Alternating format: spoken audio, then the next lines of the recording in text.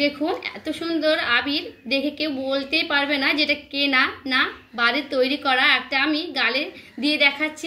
নমস্কার বন্ধুরা, অমৃতান্ডি কুকের চ্যানেলে সবাইকে স্বাগত জানিয়ে আবার একটি রেসিপি নিয়ে হাজির হয়েছি। তো বন্ধুরা, সামনেই দোল চলে এসেছে। তো আজকে আমি আপনাদের কোনো রকম কেমিক্যাল ছাড়াই রং বানিয়ে দেখাবো। তো চলুন পুরো ভিডিওটা শুরু করি। তো যে সকল বন্ধুরা আমার চ্যানেলে নতুন হয়ে এসেছেন তারা কিন্তু অবশ্যই চ্যানেলটাকে সাবস্ক্রাইব করে আমার পাশে থাকবেন। তো দেখুন বন্ধুরা, আমি এখানে নিয়ে নিচ্ছি অ্যারারুট। আর আপনারা চাইলে কিন্তু পাউডার বা কর্নফ্লাওয়ার দিয়েও করতে পারেন। তো কর্নফ্লাওয়ার বা পাউডারের অনেক দাম, তো এই অ্যারারুট দিয়ে কিন্তু করলে খুব ভালো হবে। তো চলুন আমি ভিডিওটা শুরু করি। তো বন্ধুরা, আমি কিন্তু কেমিক্যাল ছাড়াই যেহেতু বানাবো, তো বাড়িতে দেখুন আমরা এখানে নিয়ে নিয়েছি 3 কালারের ফুড কালার। দেখুন, যেহেতু আমরা ফুড কালার খেয়ে থাকি অনেক খাবারে, সেহেতু কিন্তু আমরা এই ফুড কালার গায়ে মাখলে কোনো অসুবিধা হবে না, কারণ খুব ভালো হবে। কিন্তু দেখুন আমি এখানে নিয়ে নিয়েছি গোলাপ জল। 1 ঢিপি করে আমি গোলাপ জল দিয়ে দেব। গোলাপ জলটা দিলে কি হয় বন্ধুরা, খুব সুন্দর সেন্ট করবে। আর যখন আবিরটা মুখে দিবে তখন কিন্তু খুব ফ্লেভার আসবে, ভালো লাগবে সেন্টটা, একেবারে কিন্তু দোকানের মতো সেন্ট করবে। আপনাদের কাছে কেওড়া জল বা আতর যদি থাকে তবে ওখানে দিলে পারবেন, কারণ আরও সেন্ট করবে সেই আবিরটা।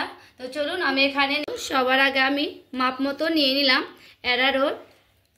আর এখানে আমি সবার প্রথমে করে নেব লাল কালার। তার জন্য দেখুন অল্প করে আমি লালটা ঢালবো, আর এইভাবে হালকা করে আমি নাড়তে থাকবো।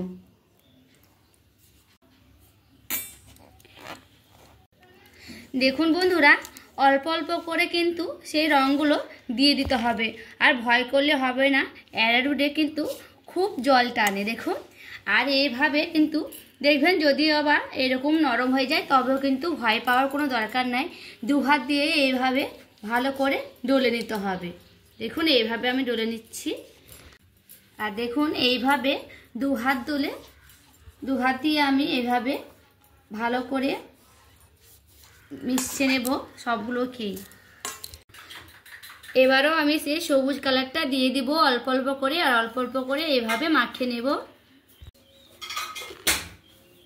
দেখুন অ্যারারুটে কিন্তু খুব জল টানে, তার জন্য দেখুন কত সুন্দর কিন্তু দেওয়া মাত্রই গোটাটায় একেবারে কিন্তু শুকিয়ে যাচ্ছে। জলটা কিন্তু অ্যারারুট থেকে খুব অল্প করেই দিতে হবে, কারণ পরে এইভাবে 2 হাত দিয়ে কষলালেই অনেকটা নরম হয়ে আসবে। তখন জলটা বেশি হয়ে গেলে কিন্তু একেবারে গলে যেতে পারে। এবার আমি দিয়ে দেব হলুদ কালার। এইভাবে দিচ্ছি, তাতে দেখুন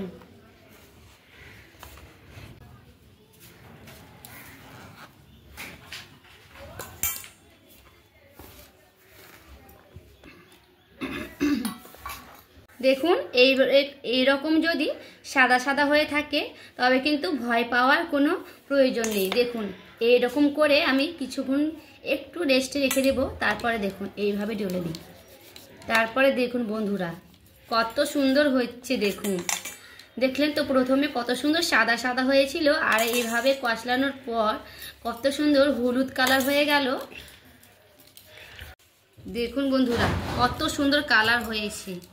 আর এই দেখুন চারে সাইডে কিন্তু আর সাদা হয়ে নাই, দেখে কিন্তু বুঝতেই পারছেন একটু আর সাদা হয়ে নাই, গোটাটা একেবারে হলুদ হয়ে গেছে।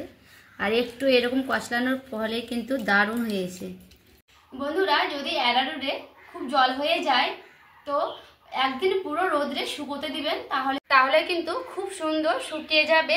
আর রঙগুলো মনে হবে না যে এটা কেনা না বাড়ি থেকে তৈরি করেছি। দেখুন বন্ধুরা 3 রকমের আমি কালার তৈরি করেছি।